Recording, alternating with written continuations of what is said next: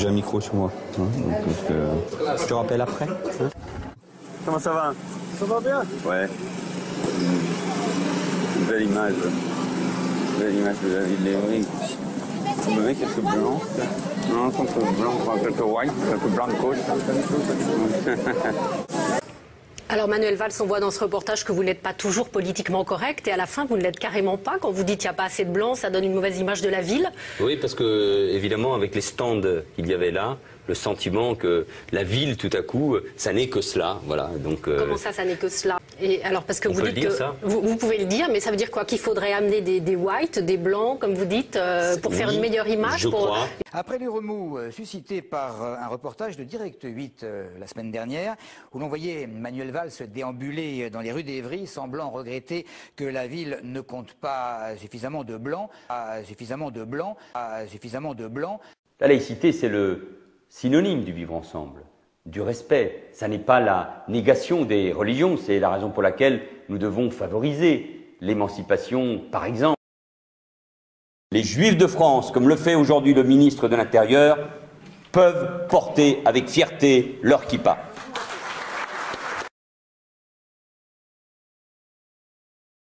Le voile restera pour moi et doit rester pour la République un combat essentiel.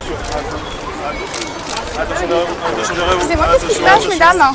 Qu'est-ce qui se passe? Qu'est-ce qui se passe? Je vais vous expliquer, madame. Il y a une dame en foulard, donc on nous a contrôlés, on a nos papiers, il y a tout ce qu'il faut. On est en règle? On est en règle, mais on nous dit de quitter les lieux. Il n'y a que nous qui devons quitter les lieux. Alors c'était une journée où on était venu accompagner notre oncle qui vient pour du tourisme. Et voilà ce qui se passe. Allez, s'il vous plaît. Et là, on est obligé de s'en aller. Allez, c'est bon. Attention à vous derrière, attention à vous. Regardez un peu la France. Regardez la France.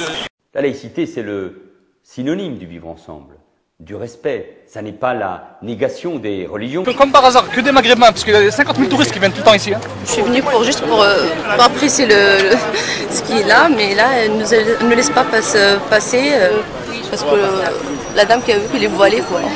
Je sais pas pourquoi. Vous ne pouvez pas aller sur la place de Sangaleo? Bah apparemment non. Ouais. Interdit de séjour là-bas.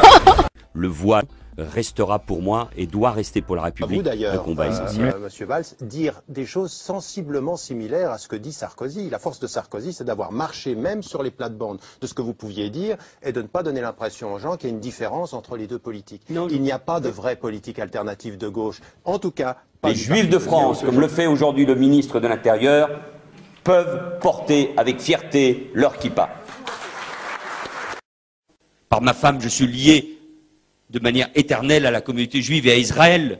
Quand même, merde, quand même. Très bien comment Monsieur Valls, qui a l'air de perdre un peu ses nerfs, à vrai dire, qui a l'air de s'inquiéter, je pense qu'il ferait mieux de s'attaquer aux vrais problèmes et aux vrais problèmes. Mais écoutez, si on regarde cette fameuse courbe et les chiffres mois par mois, en novembre, le nombre de chômeurs est lui reparti à la hausse de 0,5% pour s'établir à un niveau record de 3 293 000. Le Valls ferait mieux de s'occuper de l'insécurité.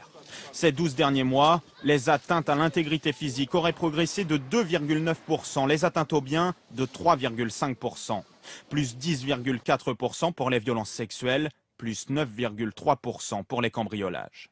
Et ce n'est pas tout. Dans le même temps, toujours selon le Figaro, les taux d'élucidation sont en baisse, comme l'activité des policiers et gendarmes, et les patrouilles sont moins fréquentes.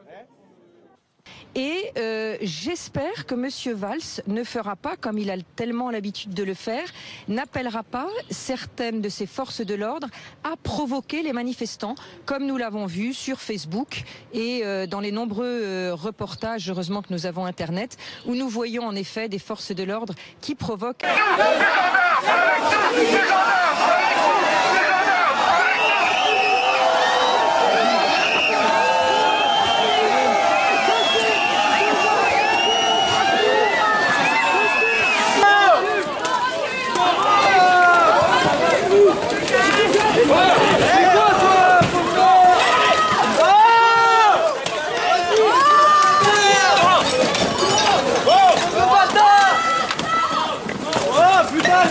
Il se dit, il il faut que je fasse passer ces gens pour des casseurs. Je vais d'abord commencer en disant que l'attitude de Manuel Valls, son arrogance, sa virulence sont insupportables et inadmissibles. Monsieur le ministre, on vous demande des résultats, on vous demande de l'apaisement, pas de l'insulte.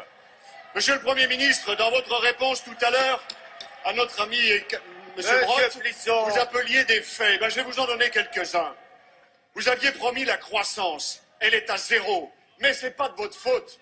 Vous aviez promis de l'emploi et le chômage va battre son record historique. Mais c'est pas de votre faute. Vous aviez promis le pouvoir d'achat et pour la première fois dans notre pays depuis 30 ans, le pouvoir d'achat a baissé, mais c'est pas de votre faute. Vous aviez promis de faire payer les riches, mais les riches sont partis et c'est les classes moyennes qui payent, mais c'est pas de votre faute. Vous aviez promis de mettre la finance internationale à genoux, mais c'est vous qui êtes à genoux devant la finance internationale pour qu'elle comble nos déficits. Mais c'est pas de votre faute. Vous aviez promis la République irréprochable et vous avez osé nommer Ségolène Royal à la tête d'une banque publique. Mais c'est pas de votre faute.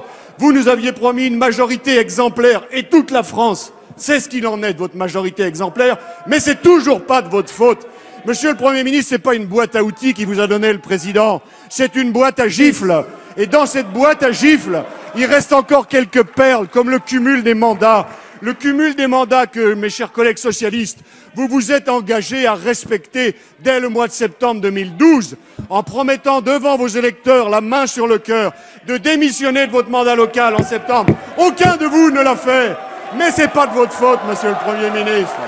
Alors, monsieur le Premier ministre, à force de dire que rien n'est de votre faute, à force de n'être responsable de rien, faudra pas vous étonner si un jour les Français vous disent « Mais qui est le Premier ministre dans ce pays ?» Ce ne sera pas de leur faute.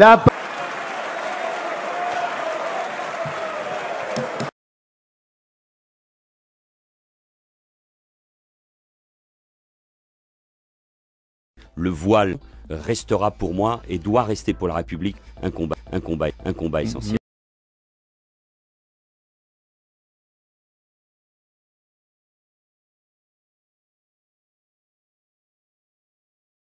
Mais moi, je considère qu'il est de la responsabilité d'un ministre, il est la responsabilité des politiques et des élus, de la société qui doit condamner Monsieur Dieudonné Mbala et ce geste